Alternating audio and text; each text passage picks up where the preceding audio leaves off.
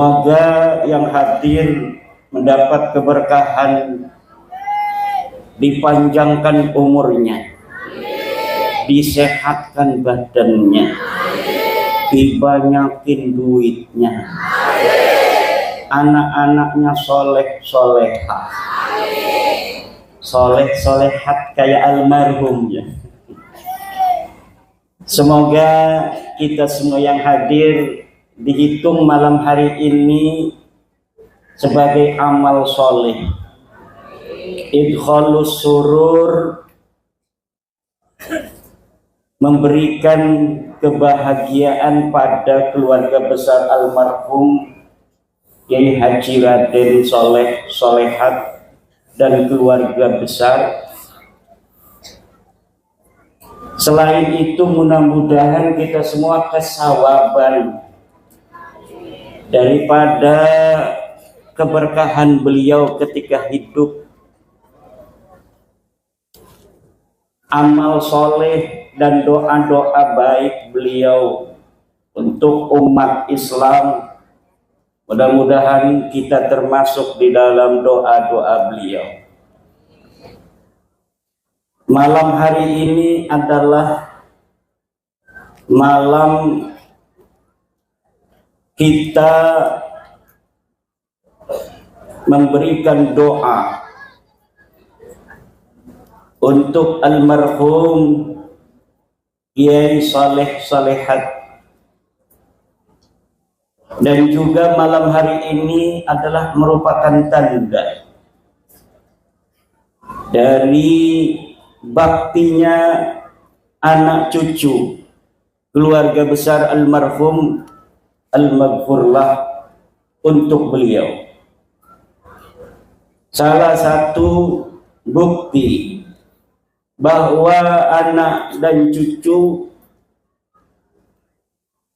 berbakti kepada ayah dan kakeknya adalah dengan cara menghaulinya. Baik menghaulinya itu hanya dengan membacakan surat Yasin 7 orang, maupun seperti malam hari ini yang luar biasa dengan mengundang tetangga, mengundang jamaah, mengundang para santri, para kiai. Tentunya apa yang dipersiapkan terhitung sebagai amal bakti seorang anak kepada ayahnya, seorang cucu kepada kakeknya, seorang istri kepada suaminya. Walladzina ja'u min ba'dihim yaquluna rabbana ighfir lana wa li ikhwanina alladzina sabaquna bil iman wa la taj'al fi qulubina ghillan lil ladzina amanu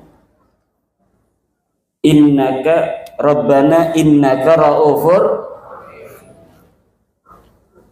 Dan orang-orang yang datang setelah mereka, yaitu anak, santri, dan semua orang yang mengikuti orang-orang yang beriman di dalam imannya, mereka berkata, ya Allah, ampunilah kami dan ampunilah orang-orang yang telah mendahului kami dalam keimanan. Wala taj'al fi qulubina ghillan lil ladzina amanu, dan jangan jadikan di dalam hati kami ghillan, unak-unak, lil ladzina amanu, bagi orang-orang yang beriman. Kata Syekh Nawawi Tanara ketika menafsiri ayat wala taj'al fi qulubina ghillan, ay fayambaghi lil mu'mini ayyadhkura as-sabiqina bid-du'a'i war-rahmah, faman lam yakun kadzalika kana kharijan an jumlatil mu'minin. Kata Syekh Nawawi Tenara dalam tafsir Munirnya, sebanyumasnya, yang bagi sebanyumasnya. Kalau orang Jogja seyogyanya, kalau orang Banyumas sebanyumasnya. Lil mukmini, bagi orang-orang yang beriman, ayat kuras sabiqin, untuk menyebut orang-orang yang telah lalu, bidu'ai warahmah, dengan doa dan kasih sayang. Faman lam yakun kadzalik, maka siapa orang yang tidak seperti itu, tidak menyebut orang-orang yang telah tiada dengan doa dan kasih sayang, bi andakarahum bisu'in, seperti dia menyebut orang-orang yang telah lalu dengan kejelekan-kejelekannya, kana kharijan min jumlatil mukminin, maka dia keluar daripada rombongan orang-orang beriman. Selain untuk menyebut orang-orang yang telah berlalu dari keluarga kita, yang telah tiada, haul juga adalah sebagai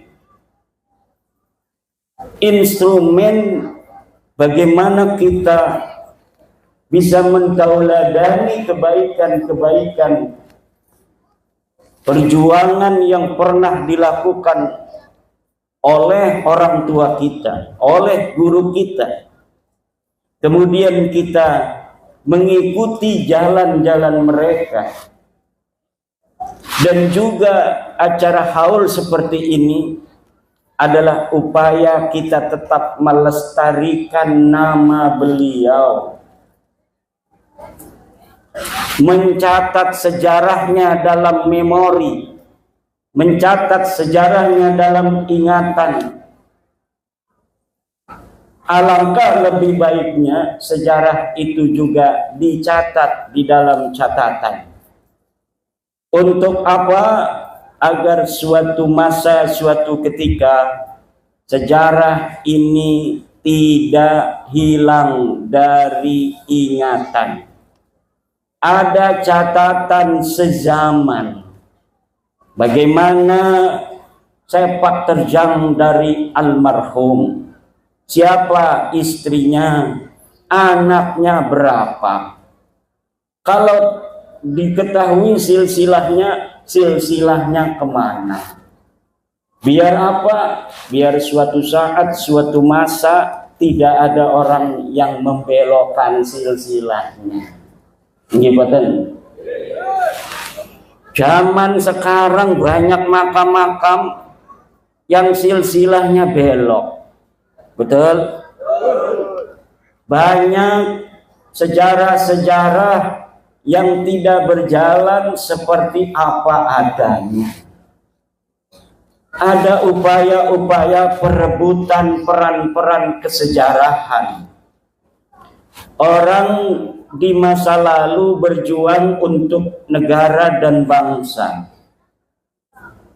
Leluhur orang Banyumas terkenal sebagai pasukan-pasukan Dipanegara. Pangeran Diponegoro yang pada tahun 1825 berjuang membela bangsa, berjuang mengusir penjajah. Bahkan di Banyumas ini banyak sekali yang masih keturunan dari Pangeran Diponegoro. Bagaimana beliau mau keluar dari istana Ngayogyakarta Hadiningrat,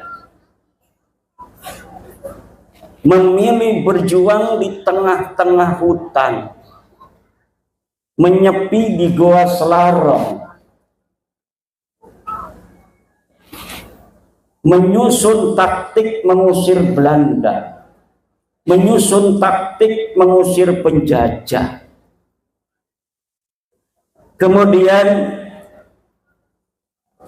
banyak dari para pengikut-pengikut, pendamping-pendamping Pangeran Diponegoro yang berjuang, yang mereka dicatat, namun juga banyak dari mereka yang tidak dicatat.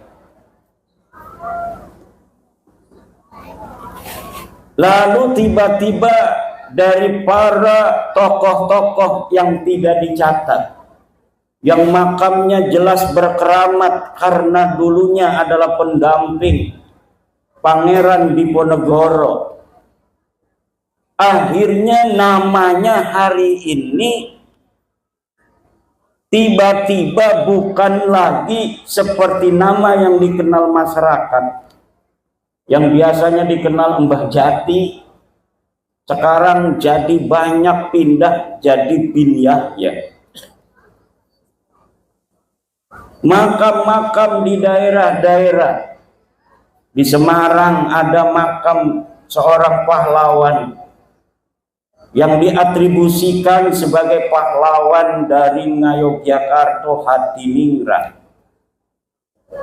Namanya nama pejuang, makamnya ada di Pleret, Yogyakarta. Namanya KRT Sumodiningrat, tapi hari ini makamnya bisa pindah sendiri ke Semarang.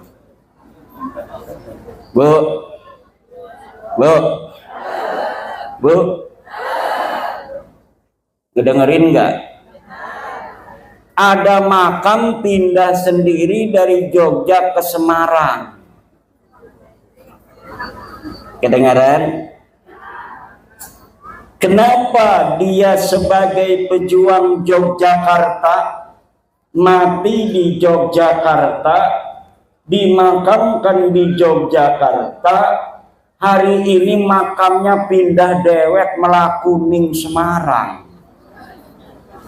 Iki min ajaibid dunya, sebagian dari keajaiban-keajaiban ternyata ada upaya orang-orang yang leluhurnya tidak mempunyai sejarah, kemudian dia merampas kesejarahan orang lain. KRT Sumodiningrat yang asli pakai sod sebagai putra Yogyakarta Hadiningrat, hari ini namanya menjadi Hasan bin Toha bin Yahya. Ini bukan hoax. Silahkan buka di Google KRT Sumodiningrat Hasan bin Toha bin Yahya, maka di Wikipedia sudah pindah makamnya, bukan lagi di Pleret, Yogyakarta, tetapi di Semarang. Yang dia orang asli Jogja, kemudian sekarang jadi pindah jadi orang Yaman.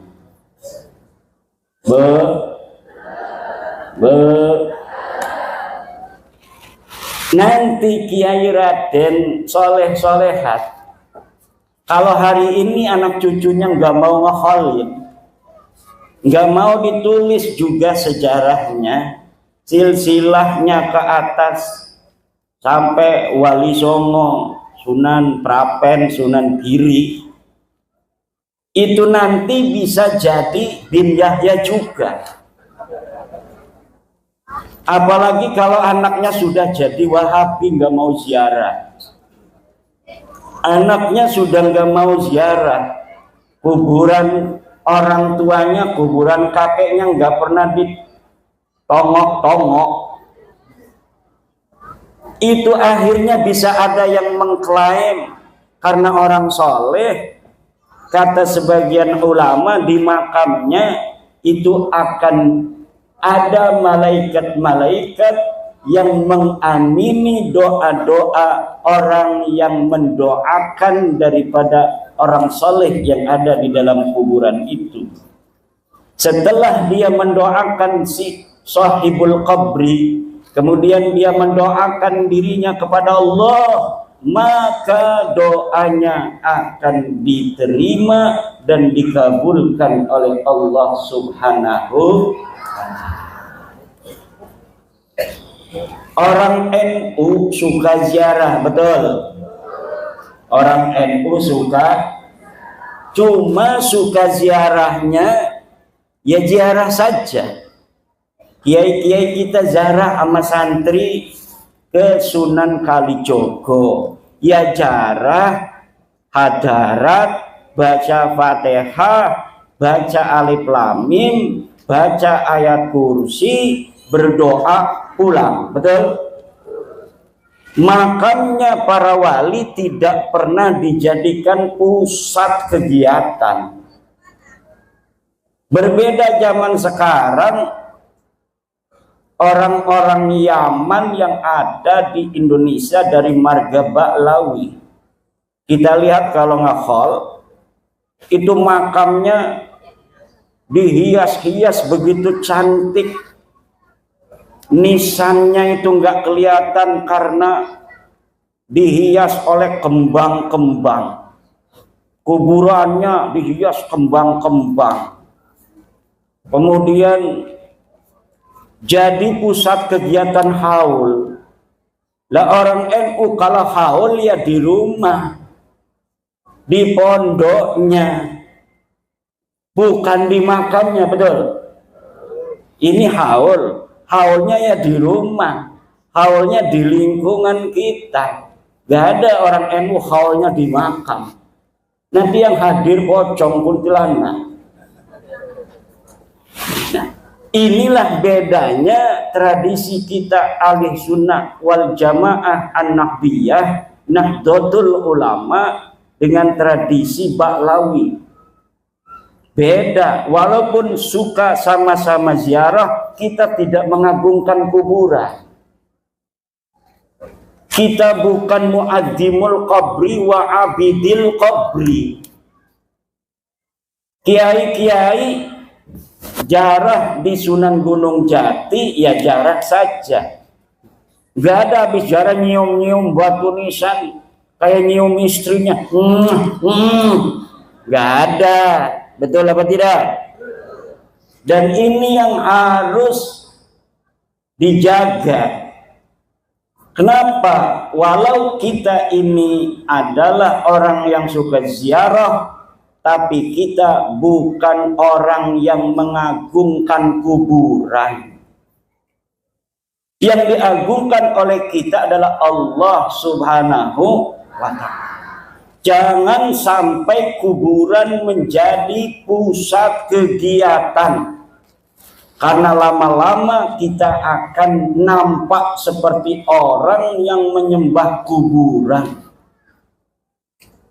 Kita mendoakan orang-orang yang sudah tiada dari keluarga kita. Kita mendoakan orang-orang yang berjasa pada masa lalu dalam menyebarkan agama Islam. Jangan sampai putus hubungan kita walaupun dia sudah tiada. Tapi bukan berarti kita harus nampak seperti orang yang menjadikan kuburan sebagai Ka'bah. Ka'bah kita ada di Mekah. Raudhah kita ada di Madinah. Hari ini kita lihat ada orang-orang yang menciptakan raudhah baru.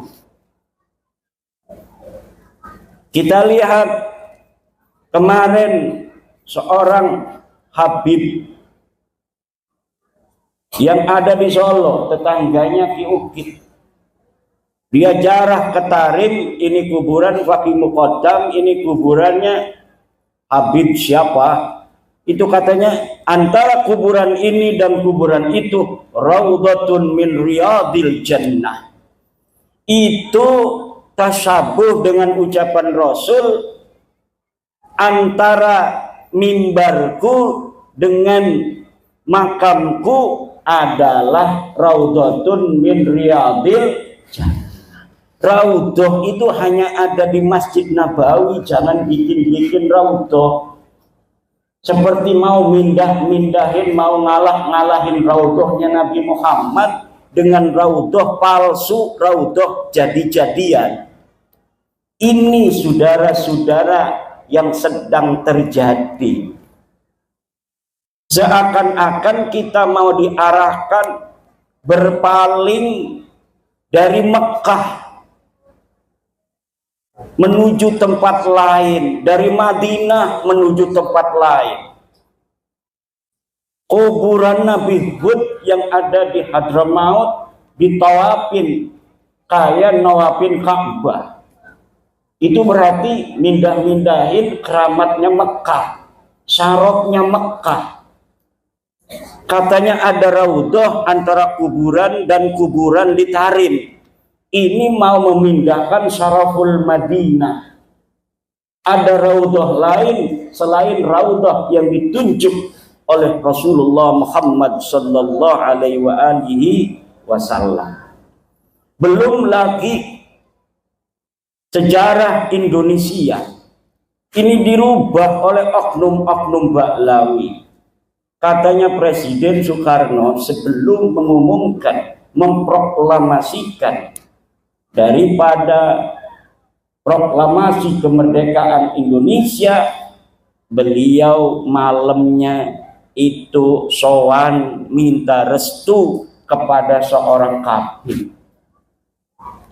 Ditolak oleh pakar sejarah Profesor Anhar Gonggong bahwa yang seperti itu tidak ada. Kemudian sejarah NU, Nahdlatul Ulama, organisasi kita, orang-orang santri, pengikut-pengikut kiai, organisasinya Nahdlatul Ulama dibentuk tanggal 31 Januari 1926. Itu sejarahnya ditulis. Saksi hidupnya masih ada. Beliau sebelum meninggal membuat video, Kiai Haji Raden As'ad Samsul Ngarifin, bahwa Kiai Khalil Bangkalan memberikan pesan kepada beliau Kiai As'ad untuk menyampaikan tasbih dan tongkat kepada Hadratus Syekh Mbah Hasyim Asy'ari untuk mendirikan Nahdlatul Ulama. Kemudian Mbah Hasyim Asy'ari menyusun circle jaringan kiai-kiai pesantren di tanah Jawa. Kemudian berkumpullah ulama-ulama Surabaya di Surabaya, dan kemudian diadakan rapat pendirian Nahdlatul Ulama oleh kiai-kiai Surabaya dan Mbah Hasyim Asy'ari dan yang lainnya. Kemudian berdirilah Nahdlatul Ulama. Itu sejarah aslinya, dituturkan oleh orang yang menjadi saksi bagaimana kronologi daripada terbentuknya Nahdlatul Ulama. Tapi hari ini di sebuah buku disebutkan bahwa pendiri Nahdlatul Ulama selain ulama-ulama yang telah dikenal, ditambah oleh seorang kabid, namanya Kabid Hasyim bin Yahya. Lah ini PBNU kaget, kok bisa ada sejarah baru yang nama ini tidak ada di dalam kesejarahan NU di masa lalu. Buku sejarah NU sudah diterbitkan, kok sekarang ada upaya menambahi tokoh dalam sejarah yang dijadikan sebagai pendiri NU, padahal nama ini tidak ada pada masanya ikut mendirikan NU. Akhirnya Ketua Umum Pengurus Besar Nahdlatul Ulama dalam konferensi pers hasil sidang pleno memerintahkan kepada Rabitah Ma'ahid Islamiyah dan kepada Ma'arif NU untuk menarik buku tersebut dari seluruh madrasah dan pondok pesantren NU. Alhamdulillah. Alhamdulillah. Nah, sekarang mulai terkuat. Hal ini ibu bapak hadirin ma'asyiral muslimin rahimakumullah sangat penting. Jangan-jangan kalau kita tidak memiliki perhatian yang besar terhadap sejarah bangsa kita, maka kita akan dipisahkan oleh kesejarahan leluhur kita di masa lalu. Kata seorang politisi, kalau kita ingin menguasai suatu bangsa, kita tidak usah dengan kekuatan tentara perang, tapi cukup hancurkan sejarah bangsa itu, maka nanti kita akan bisa menguasai bangsa itu. Politisi Jerman mengatakan,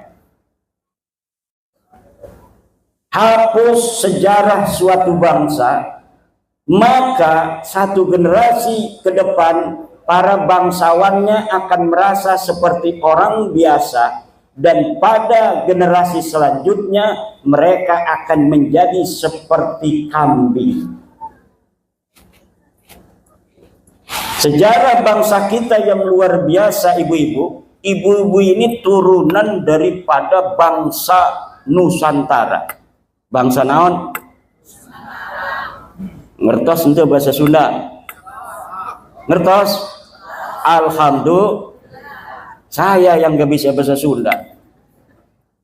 Saya walaupun orang Banten ngomongnya Jawa, kayaknya mah pengen wong Banyumas. Wong Banyumas lumani Banten, karena pada saat Sunan Gunung Jati Syarif Hidayatullah diperintahkan untuk menyebarkan agama Islam, tentaranya masih tentara Demak. Tentara Demak itu ya dari Demak, Semarang, Brebes, Tegal, Banyuwangi, Pemalang, Cirebon, datang ke Banten. Jadi yang bersama dari para penyebar agama Islam Banten pertama itu banyaknya orang-orang Demak, orang-orang Banyumas. Maka ngomongnya bodoh. Orang oh kayak wong Solo. Ada ngapa? Wong kresek tenara ngomongnya ngapa? Arep apa sih lah? Ada karo Kang Agus Mariono dari PKC Cina. Kata Pak Andi Kurniawan, ini orang-orang yang sedang meluruskan sejarah Indonesia ini. PWI, Perjuangan Wali Songo Indonesia, Laskar Sabilillah ini antek-antek Cina komunis. Pimpinannya 3, 1 Agus Mariono. Ini orangnya nih. Yang ketua PWI Banyumas. Itu disebutin oleh Andri Kurniawan orang HTI. Kedua Mogi Tubagus Mogi Nurfadil. Ini antek Cina bener nih. Kelihatan. Yang ketiga baru saya Imaduddin. Katanya antek Cina.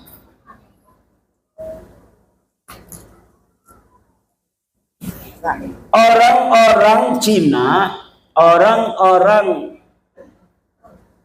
Yaman, mereka masing-masing bikin sejarah, Bu. Kata orang Cina bikin manuskrip, Wali Songo asalnya dari Cina. Orang Yaman juga bikin kitab, katanya Wali Songo dari Yaman. Lah sebenarnya Wali Songo itu dari mana? Ya Wali Songo itu zuriat Rasulullah Muhammad sallallahu alaihi wasallam yang menyebarkan agama Islam di tanah Nusantara dari Aceh, Mandailing, Natal, Minangkabau, Lampung, Banten, Jawa Tengah, Banyumas, Mataram, kemudian Surabaya, Madura, ke Bali, ke NTT, ke Papua, ke Maluku, Sulawesi, Kalimantan, itu disebarkan oleh duriat Rasulullah Muhammad Sallallahu Alaihi Wasallam pada abad ke-15 dan ke-16 Masehi. Tapi kemudian sekarang ada manuskrip bahwa Wali Songo itu nasabnya ke Cina. Namanya Cina semua. Ada lagi satu manuskrip rebutan ini, bahwa Wali Songo nasabnya ke Yaman. Lah, ini sebenarnya kemana Wali Songo? Kita, keluarga Wali Songo, memiliki manuskrip yang setelah bab nasab ini muncul ke permukaan, mulai dibuka.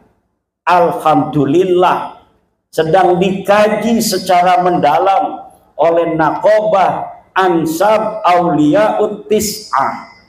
Dan kemarin ketika Rizik Syihab berceramah keliling di Jawa Barat mengatakan bahwa Wali Songo adalah Ba'lawi, langsung dibantah oleh Ketua Naqobah Ansab Wali Songo, Kiai Haji Ilzamuddin dari Madura, bahwa Wali Songo bukan Ba'lawi.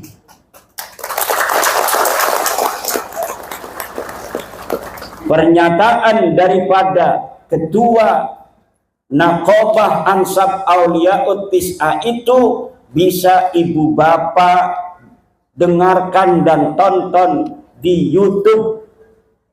Sudah sejak lama Ansab Auliyaut Tis'ah yang mencatat keluarga besar Wali Songo mengatakan bahwa Wali Songo tidak ada kaitan dengan Ba'lawi. Wali Songo bukan Ba'lawi. Wali Songo bukan Assegaf, Wali Songo bukan Syihab, Wali Songo bukan Semit, Wali Songo bukan Al-Idrus, Wali Songo bukan bin Yahya. Lalu kemana? Sebagian Wali Songo adalah keturunan Syekh Abdul Qadir Al-Jailani, dan sebagiannya lagi adalah keturunan daripada Sayyiduna Musa Al-Kadzim.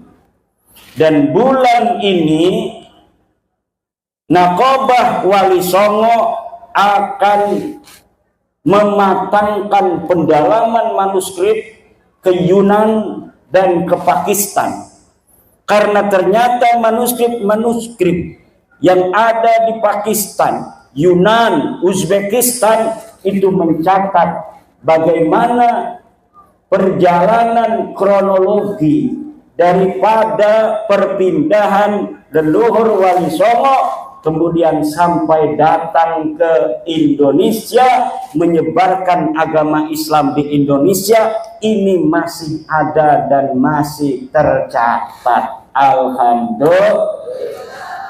Doakan mudah-mudahan secara presisi. Ini masih belum final 100% sejarah Wali Songo, karena adanya pembelokan pada tahun 1960 Masehi. Setelah merdeka itu terjadi pembelokan silsilah.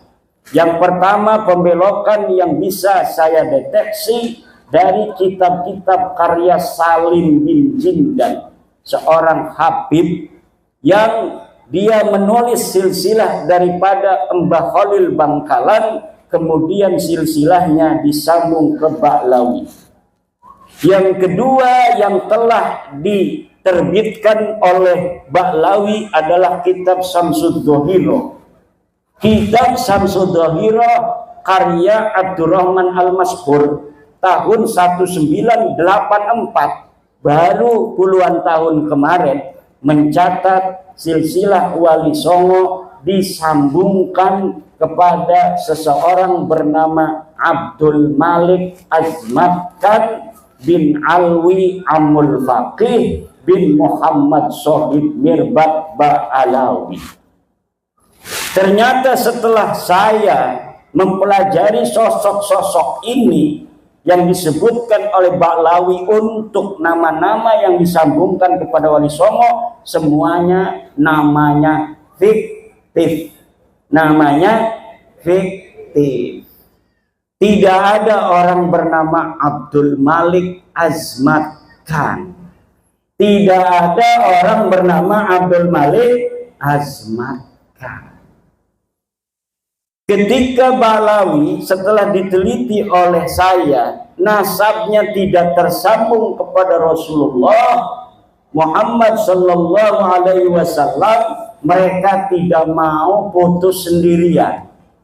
Mereka ingin Wali Songo juga bareng-bareng putus. Akhirnya dulu mereka mengatakan kayak Bahar Smith bahwa Wali Songo tidak punya keturunan. Sekarang mereka mengakui rame-rame Wali Songo punya keturunan. Dulu silsilah Wali Songo ke Nabi Muhammad suruh diturunkan yang dipasang oleh kiai-kiai itu bahwa Wali Songo tidak tersambung. Pakar nasab mereka masih ada di YouTube mengatakan bahwa Wali Songo tidak tersambung kepada Nabi Muhammad. Tapi sekarang mereka rame-rame ngomong sambung Wali Songo itu adalah keturunan dari Ba'alawi. Takbir. Gimana, dulu katanya bukan. Bahkan ada seorang turunan Wali Songo diundang ceramah di Bekasi. Tahu panitianya kalau dia keturunan Sultan Maulana Hasanuddin dari Banten. Kalau Sultan Maulana Hasanuddin kan anaknya Sunan Gunung Jati Syarif Hidayatullah. Panitianya tahu kalau Syarif Hidayatullah keturunan Nabi Muhammad. Yang dia tahu turunan Nabi Muhammad gelarnya Kabib. Ditulis di sebuah banner, ikuti ceramah agama oleh Al-Habib Tubagus Ahmad.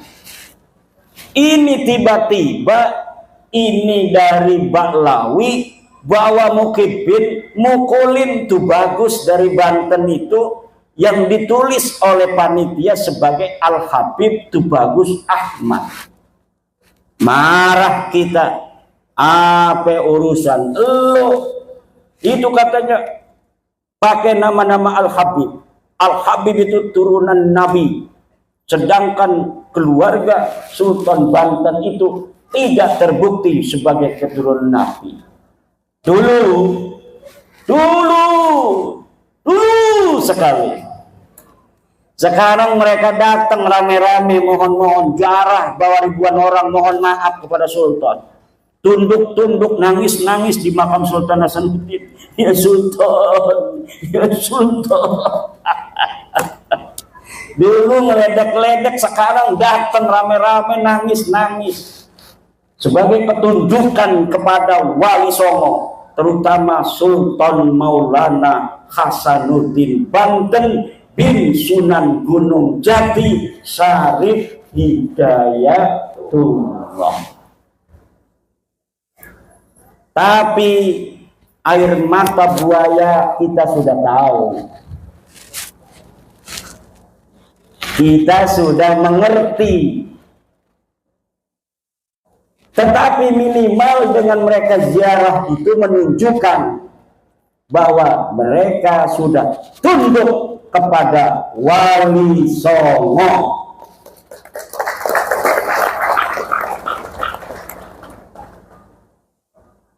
Karena memang dalam kesejarahan Islam di Indonesia, dukhulul Islam di Nusantara disebarkan oleh Wali Songo. Syuhrah wal istifadah dari masa ke masa bahwa penyebar agama Islam di Indonesia adalah Wali Songo. Wali Songo itu apakah hanya 9? Bukan. Wali Songo itu istilah untuk orang-orang yang setiap generasi menyebarkan agama Islam di Nusantara. Tetapi untuk di Jawa itu jumlahnya kebetulan 9. Jadi ketika kita mengatakan penyebar agama Islam di Indonesia adalah Wali Songo, itu maksudnya adalah wali-wali walaupun bukan 9 yang ada di Nusantara. Karena di Aceh sebelum Jawa sudah beragama Islam, disebarkan oleh para wali-wali di Riau, di Jambi, di Palembang, Mandailing, Natal, Minangkabau dan sekitarnya. Itu Islam sudah masuk terlebih dahulu, kemudian masuk ke tanah Jawa. Kebetulan di tanah Jawa mengalami kegemilangan penyebaran Islam. Di tanah Jawa ini orang-orang yang menyebarkan agama Islam waktu itu ditulis oleh Agus Sunoto memiliki kecemerlangan, memiliki kegemilangan di dalam menyebarkan agama Islam. Akhirnya dalam waktu yang tidak terlalu lama, orang Jawa mayoritas masuk Islam pada abad ke-15 dan ke-16. Alhamdulillah. Kalau melihat dari Banten saja, Banten secara gemilang masuk Islam keseluruhan itu kalah dengan orang Banyumas. Kenapa? Karena Banyumas lebih dekat dengan Demak. Sudah ada orang Islam di Banten, masih di daerah utara, daerah-daerah pantai yang memiliki interaksi dengan pedagang-pedagang Islam dari Arab, dari Pasai, dari Perlak, Gujarat. Tetapi secara masif Islam berkembang adalah ketika Sunan Gunung Jati Syarif Hidayatullah menaklukkan daerah-daerah Jawa Barat bagian kulon, dengan kemudian menikahi Nyai Kaum Anten. Syarif Hidayatullah istrinya itu namanya Nyai Kaum Anten, bukan Nyai Rara Santang. Betul? Udah salah pakai takbir lagi, malu-maluin.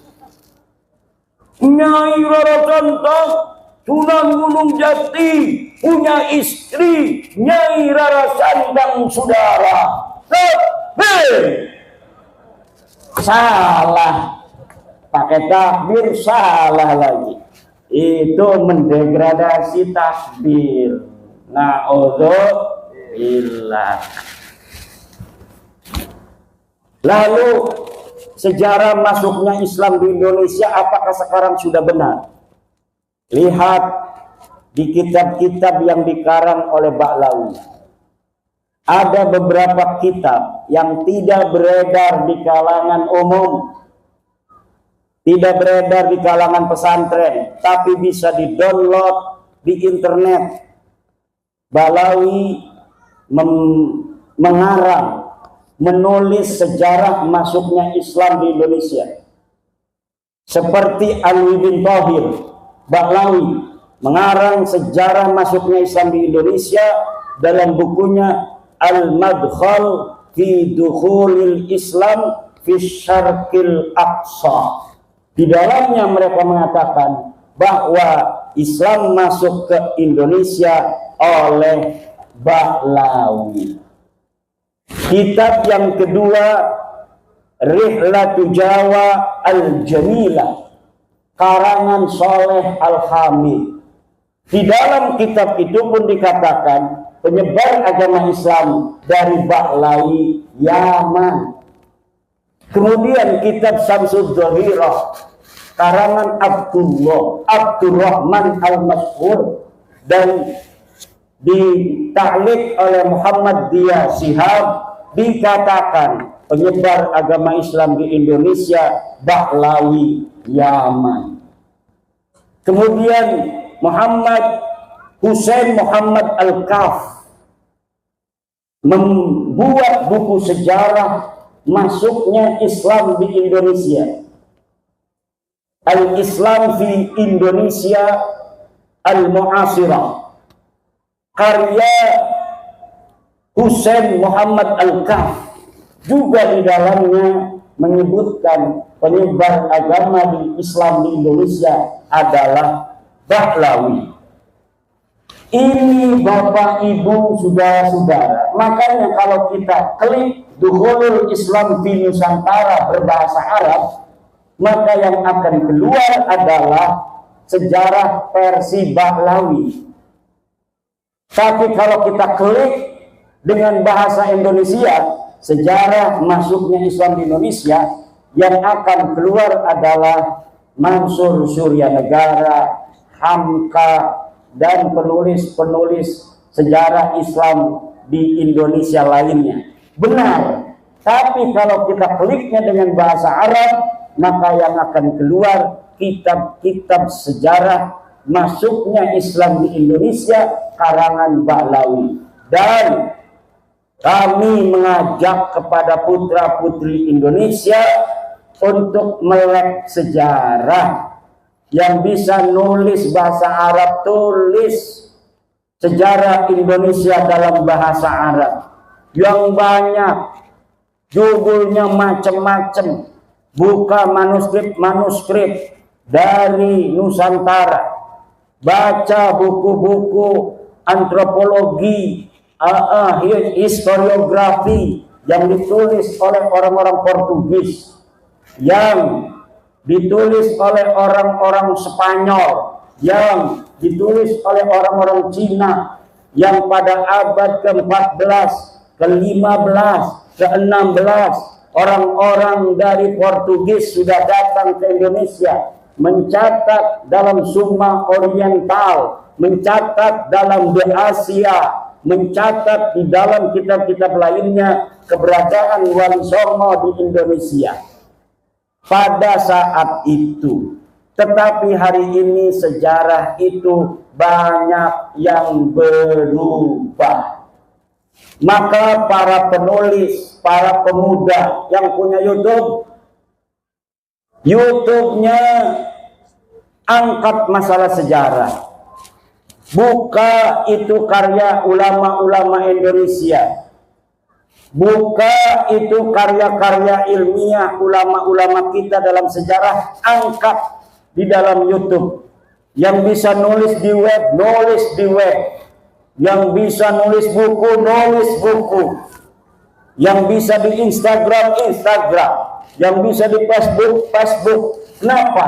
Untuk melawan narasi-narasi sejarah yang dibelokkan oleh oknum-oknum yang ingin menguasai kesejarahan Indonesia masa lalu, agar mereka yang ada hari ini bisa mendapatkan manfaat dari apa yang ditulis oleh sejarah mereka tentang leluhur mereka yang palsu. Leluhur mereka tidak punya andil apapun di dalam kesejarahan bagaimana menyebarkan Islam, tapi mereka ingin ditulis leluhurnya sebagai penyebar agama Islam. Leluhur mereka tidak ada andil di dalam perjuangan kemerdekaan Indonesia, tapi hari ini mereka ingin dicatat leluhurnya sebagai pejuang kemerdekaan Indonesia.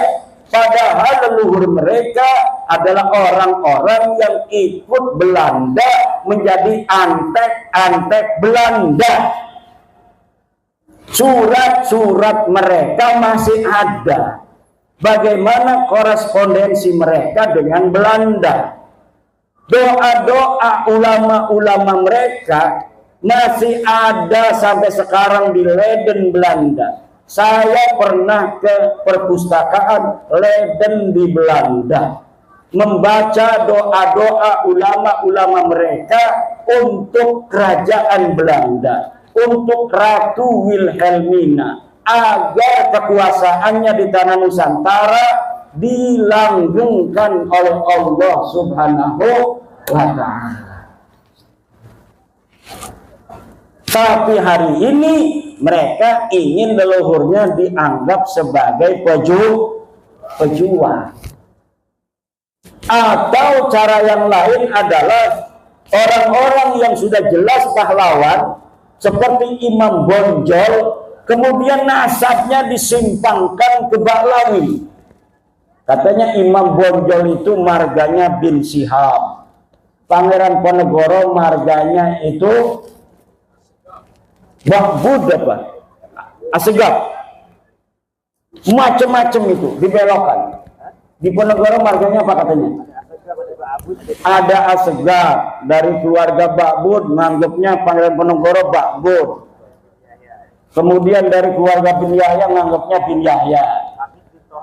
Nah, nanti yang benar yang mana? Semuanya pengen leluhur mereka dianggap pahlawan. Walaupun mereka yakin itu pahlawan palsu, kenapa mereka enggak takut kepada Allah ketika mereka memalsukan itu? Ini pertanyaan besar. Kok kayak enggak takut sama Allah? Kok enggak kayak percaya adanya hari hisab? Mereka tahu Pangeran Diponegoro itu adalah putra daripada Hamengkubuwono III. Udah tahu ada sejarahnya. Dia asli orang Jawa. Tapi kenapa kemudian mereka tidak malu untuk membelokkan leluhurnya Pangeran Ponegoro diakui sebagai orang Yaman? Ini tidak masuk akal-akal fitri. Ini ada masalah dengan akal mereka ini. Kalau sampai ketahuan apa enggak malu? Buktinya sekarang sudah ketahuan. Tapi pelangga-pelangga bayar aku. Kemeliti.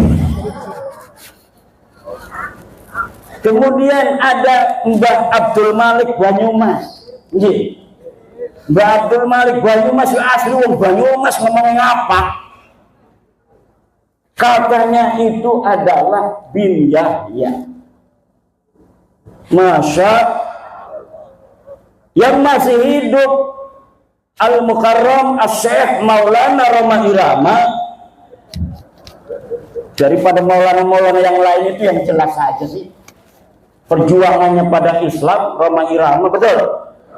Lagu-lagunya kita dengerin, lagu Roma Irama, Masya Allah, sebujur bangkai kita ingat mati, betul.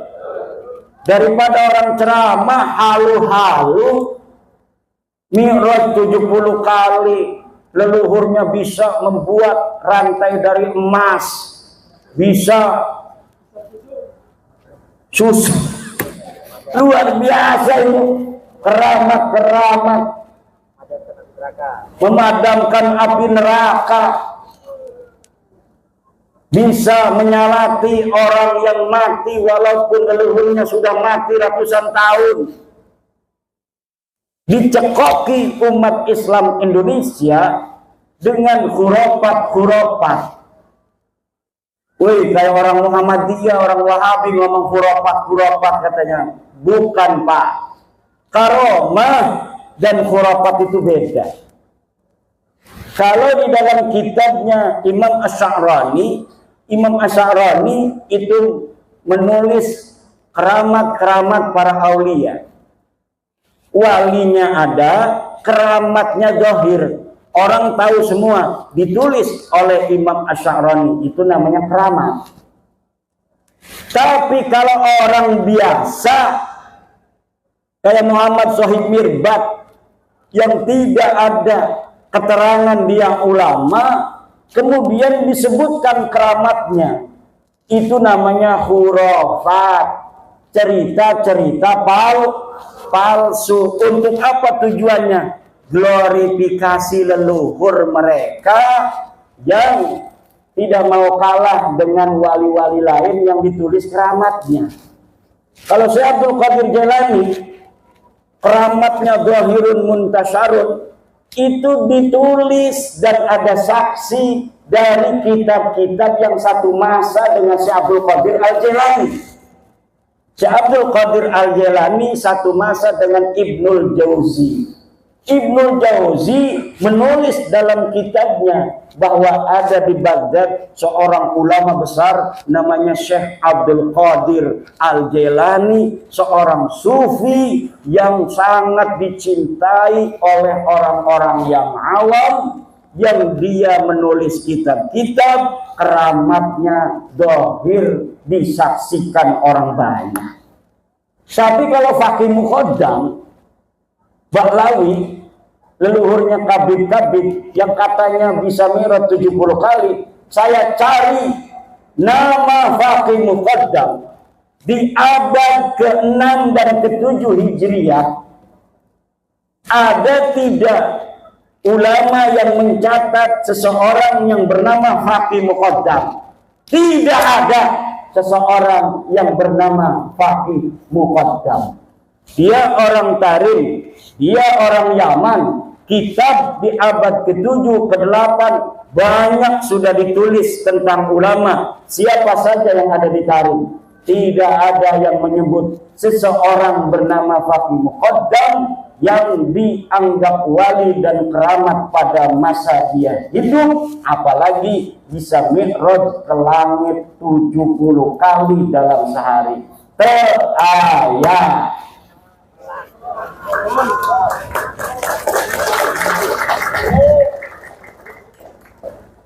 Mari kita jaga negara Republik Indonesia ini. Tugas besar bagi putra-putri Indonesia. Pembelokan sejarah yang terjadi baik dari sisi peradabannya maupun kemudian sejarah masuknya Islam di Indonesia, tugas besar. Wahai orang-orang di UI jurusan sejarah, calon-calon doktor sejarah, jangan asal comot referensi, tapi verifikasi referensi itu apakah referensi yang dapat dipercaya atau referensi palsu. Ada sebuah manuskrip namanya Negara Kertabumi, ditulis 1679. Disebutkan namanya karya Pangeran Arya Wangsakerta, putra daripada Raja Cirebon. Ditulis sejarah tentang Indonesia, silsilah para raja-raja, silsilah Wali Songo, Kebaklawi di situ. Tahunnya 1769-an. Tetapi setelah diuji oleh ahli filolog dari Universitas Indonesia, ternyata kertasnya kertas tahun 1960. Nama manuskripnya manuskrip Negara Kertabumi. Yang bawa HP, tulis, ketik di Google, search Negara Kertabumi palsu. Di situ Anda akan bisa membaca bagaimana pendapat para ahli tentang manuskrip Negara Kertabumi, yang salah satu yang ada di dalamnya menyebutkan silsilah Sunan Gunung Jati adalah binnya sama dengan Habib Kabir. Siapa yang memalsukan? Wallahu a'lam bishawab.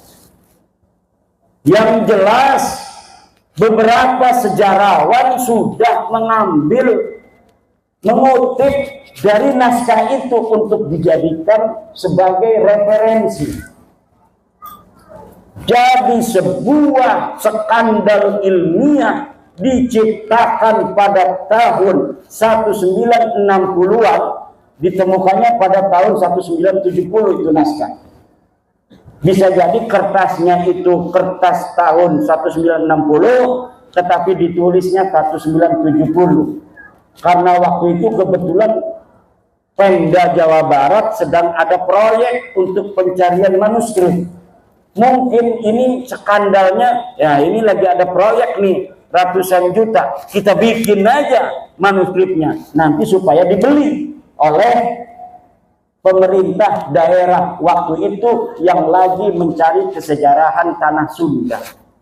Ini sekarang ini saya dapat untuk mengira-ngira, menganalisa. Kenapa sekarang ini saya agak cerdas di dalam membongkar kepalsuan-kepalsuan sejarah?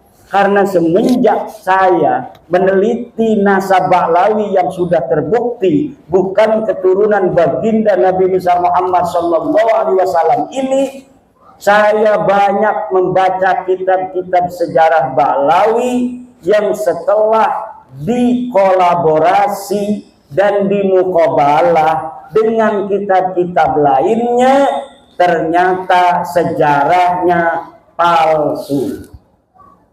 Bahkan ada satu kitab yang namanya Tarikh Sambal, baru diketemukan katanya manuskripnya, ternyata setelah diteliti pada abad 10 Hijriah itu yang dikatakan adalah sebagai tahun di mana Syekh Sambal ini hidup, ternyata orangnya saja Syekh Sambal ini terindikasi kuat fiktif.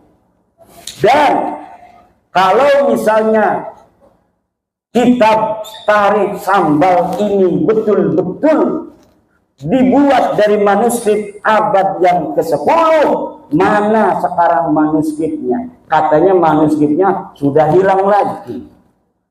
Kemudian ada kitab manuskrip asli, namanya manuskrip Tarikh Ibnu Hisam. Di dalam Tarikh Ibnu Hisam tidak ada berita tentang Fakih Muqaddam. Tetapi kemudian ketika dicetak oleh Muhammad Al-Habsyi, di dalam versi cetaknya itu ada nama Fakih Muqaddam. Akhirnya saya sekarang berkesimpulan, sejarah Indonesia pun tidak aman dari pembelokan-pembelokan pada masa lalu. Maka kerja keras Mbah Dunyo akhirat. Ini youtuber-youtuber cerdas dari Banyumas. Karena memang terahnya ini terah pejuang orang-orang Banyumas. Youtubernya juga nggak punya urat takut sama sekali. Youtuber lain itu pada ngumpet, wajahnya nggak kelihatan, ada yang pakai topeng segala. Lah ini youtuber Banyumas, wajahnya yang ganteng itu kelihatan. Masya Allah. Dan ketika tesis saya keluar, kebanyakan youtuber yang mengangkat tentang tesis saya itu dari Banyumas dan sekitarnya. Maka Banyumas akan tercatat dalam tinta sejarah bahwa pada tahun 2002, 2003, 2024 dalam mengungkap siapa sebenarnya Habib Ba'lawi, yang ada tesis mengatakan sebenarnya dengan sesungguhnya dengan hasil penelitian yang seksama teliti bahwa mereka bukan keturunan baginda Nabi besar Muhammad SAW. Di situ ada peran pejuang-pejuang Banyumas. Sejarah akan mencatat ini. tidak sembarangan. Ini bukan kebetulan. Ini bukan kebetulan. Banten, Banyumas, Banyuwangi. Banten kepalanya, Banyumas pusernya, Banyuwangi ujungnya, kakinya. Kalau Banten kepalanya sudah mikir, Banyumas pusernya itu pepet, ini bisa mati orang. Tapi sekarang Banyumas sudah terbuka, tinggal kakinya Banyuwangi. Ini apakah sudah ada penyanyi Banyuwangi? Sudah ada kakinya berjalan. Pantas sekarang sudah terbukti benar-benar bahwa Bahlawi, Habib itu terbukti secara ilmiah, ilmu nasab, ilmu sejarah, dan tes DNA. Mereka bukanlah keturunan baginda Nabi Muhammad Sallallahu Alaihi Wasallam. Dan ini kita di dalam memutuskan itu tidak berdasarkan kebencian, tidak berdasarkan kajian ilmiah yang sesungguhnya. Kita kasihan kepada mereka. Sekarang kita kasih tahu, ente Bib bukan turunan Nabi, maaf. Ini buktinya sejarah. Kitab-kitab sejarah tidak mencatat keluarga ente sebagai turun Nabi. Ini kitab-kitab nasab, leluhur ente tidak dicatat sebagai keturunan Nabi. Ini hasil tes DNA keluarga ente dari Yaman. Sudah 180 orang yang tes DNA, dan semua tes DNA-nya haplogrupnya G. Kalau keturunan Nabi, haplogrupnya J1. Kalau orang-orang yang haplogrupnya G, itu menunjukkan dia bukan keturunan Nabi, tapi mereka juga bukan orang Arab. Haplogrup G itu orang Turki yang ada hidup di wilayah Kaukasus. Ini sudah final. Tinggal dipatehain malam ini. Patehain kan nih? Kita patehain bahwa bapak-bapak, ibu-ibu yang hadir pada malam hari ini sudah final hasil penelitian bahwa satu, Bahlawi, Habib ini dari bin Syihab, bin Semit, As-Segaf, Al-Idrus, bin Yahya, dan sebagainya, bukan keturunan baginda Nabi besar Muhammad Sallallahu Alaihi Wasallam. Bibarakati jami'il awliya ittis'ah, bibarakati jami'i awliya'i fi Banyumas, bijami'i barakati wa karamati Arya Mandalika, wa bibarakati wa karamati Syekh Sunan Gunung Jati Syarif Hidayatullah, wa bibarakati wa karamati Syekh Abdul Qadir Al-Jailani radhiyallahu anhu. Al-Fatihah. Alhamdulillah.